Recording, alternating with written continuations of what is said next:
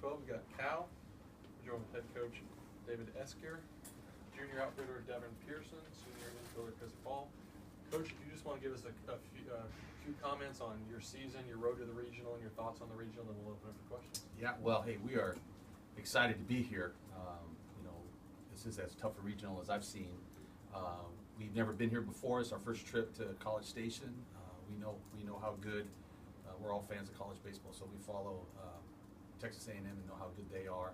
Coastal Carolina, we've had some experience with them. We went to tournaments down there, and we know that they're an excellent club as well. We don't know much about Texas Southern, but they wouldn't be here unless they're a quality team and capable of winning at this level. So really proud of our team. It's been a little bit of a road and a journey to get back to the playoffs, and we'd like to have been here sooner, but just kind of a process that it took our program to go through. And we owe it a lot to the performance of seniors like Chris Paul and juniors like Devin Pearson and guys who really sacrificed for the team. Chris is part of a senior class of 3 players, Chris Muse-Fisher and Dylan Nelson. Their first time to the playoffs, and it's a long road, and it is a road of perseverance, and just really proud of Chris, who was named first team All Pac-10, first team All Defensive Team in the Pac-12, excuse me, and he's having his best year.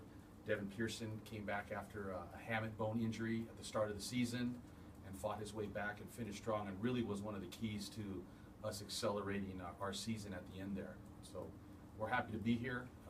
We know it's going to be a great challenge. I think our guys are ready for it. We're kind of a pitching and defense team. I think one of the things that kind of put our performance over the top is our defense has been much improved all season long, and we pitch pretty good, but we can pitch really good when we play good defense. And when we rely on people up and down the line to be a key part of our offense all year long, it's not just one person. Earlier on in the year, one of our most outstanding players, Lucas Ursig, I think that we were kind of relying on him a little bit too much, but then we kind of learned to spread the responsibility around a little bit with Chris and Devin and Aaron Knapp, and all up and down the lineup. People have gotten big hits for us all season long. The Pac-12 was extremely tough this year. I don't think anybody would blink an eye if a team that finished at the bottom won a series over the team that finished at the top. It just was that balanced, and it was weekend to weekend. It was anybody's game. I think that gets us ready for competition like this. Historically, 1, 2, or 3 Pac-12 teams kind of move on after the first round, and that kind of gives you confidence that the league season prepares you for postseason play. Thank you very much. Questions? Speaking of pitching, do you have a guy in mind for tomorrow? Well, Dalton Jeffries has been our Friday starter, and he'll continue to be our Friday starter. He's a sophomore. He's a quality arm. He's going to be highly regarded and touted by professional baseball coming out his junior season. He's been all the way from 92 to 94, maybe touched 95, maybe here at the end of the season more 91, 93. He relies on fastball command. He's got to have some secondary pitches. His changeup and his curveball have to be of some use to him to be effective, because no one in college baseball can live alone with the 92-mile-an-hour fastball. Let's talk about your pitching staff a little bit against Coastal's batting lineup. They have a tendency to knock the ball out of the park, but you've got a guy tomorrow that doesn't give up many, so it's kind of a battle of 1 and 2 there. Just talk a little bit about that match. Yeah, Coastal has some experience. We know how good offensively they've been, and so we're going to go at them with our best, and we got to keep the ball in the park to be effective. They've got some power. They have some steals to the top of the lineup as well, and I think they also have relied on hitters up and down the lineup to be effective for them. Dalton's got to be good, and we've got to play defense behind him, and again, it's going to be kind of exciting to see maybe who will step up for us and get a big hit in a big spot to kind of loosen us up. Do you feel like this park plays into Coastal's advantage, because there's a lot of balls that fly out of this park, and of course they're being a home run team? And does that concern you at all? No, I don't think so. Hey, we've hit some home runs as well. I'm not sure. I know we were probably near the top, if not the top, of the Pac-12 in home runs. When we rely on the home run and kind of lift the ball high in the air, we're probably not as good. We're probably a doubles gap team that some of our doubles and gap shots carry over the fence. But when we stay low and hard, we're really a much better offensive team. But we do have some power up and down the lineup too. We can sneak 1 or 2 out of the ballpark as well. But that is a concern, because you got to keep them in the park in order to be able to handle them offensively. Chris, can you talk about making the postseason in your senior season, and also that you guys won 18 games in the Pac-12, what that meant to you? It was huge. This is awesome. This is my first experience in the regionals. So, coming in after the World Series, it's kind of big shoes to fill. Like Coach said, it took us a little bit of time to get back to it, but I'm happy to be here now and hope we can make a good run. And I think we tied the record for most wins at school, as our school. So that was huge for us. It's a huge stepping stone, and hopefully after me they can carry that on after. Do you think it's a disadvantage or advantage that you guys do not have the conference tournament at the end like some of the other schools do?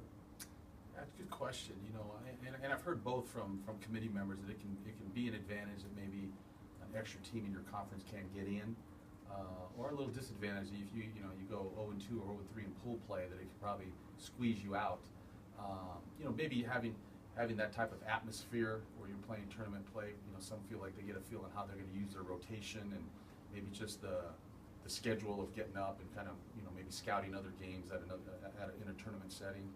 I don't think I'm a big fan of playing a 30-game league season and then declaring the champion after one weekend, though. I think that's the true test of who the champion of the league is a 30-game season, home and away, kind of grinding it out week to week. It's you don't like to see someone just have one weekend and get your automatic bid. There's experiencing the pressure of an elimination game type of thing. That would help, maybe. Yeah, possibly. Sometimes experiencing the pressure of a Sunday in Arizona is pretty tough too. When you've got to keep the ball in the park there, and we feel like I think historically the Pac-12 teams have fared well by playing the 30-game season without a tournament. Coach, it seems like you guys were playing your best ball toward the end, which everybody knows that's when you want to. What was the difference you felt toward the end where your guys were hitting the ball a little bit better and coming around a little bit more offensively? Yeah, I think our defense kind of picked up. I think we had a little period in the middle of the season where we started off very fast and we're playing pretty well. And I think our players kind of got a little careful and trying to protect something they didn't really have. I think we went a couple weekends where maybe we played a couple home series with some teams we felt like we should handle. And I thought we played a little tight until we kind of found our rhythm on how to play loose and competitively against the very best teams in our conference. I think we kind of hit our stride playing the UCLAs and Arizona States and USCs, where we kind of found a way to approach it, get to the ballpark, get our work done, get ready to play, and then play high-level baseball, but continue to be kind of relaxed and loose a little bit. Devin, same question that Chris addressed. Just getting back to the tournament, and what pressure did you guys feel all year to be the team to kind of end that drought and get the program back? Well, honestly, we didn't feel much pressure because no one really had expectations for us. We had more expectations for ourselves, and we wanted to be that team, and we kind of played loose, like Coach said, and just brought the best out of each other to get here. But it's really exciting to finally be here, and it means a lot, especially to our seniors. How did you guys go about scouting Coastal? You don't see them during the year, and they're different coasts and everything. Well, I've got a lot of faith in our pitching coach, Mike New, who's been around a lot, and his ability to read hitters, in the batter's box or first time through the lineup. And I think we're going to pitch to Dalton's strength early because we won't know a lot about them. But I think after one time through the lineup, Mike usually does a pretty good job of getting a plan together on how to attack hitters. I mean, he's been doing it all year long, and we've got a lot of trust in his ability to kind of give us a good game plan. Tim, you talk about facing their pitchers. Well, I mean, you guys have seen probably the best pitching staff in the nation. UCLA. I mean, you're not scared of anybody after going through that, huh? Yeah, we're definitely not scared of anybody, but when we played Campbell, who's in their league, and we faced some pretty good pitching there, so we know that they definitely have some arms that, if we don't take care of business, can beat us. So any given day,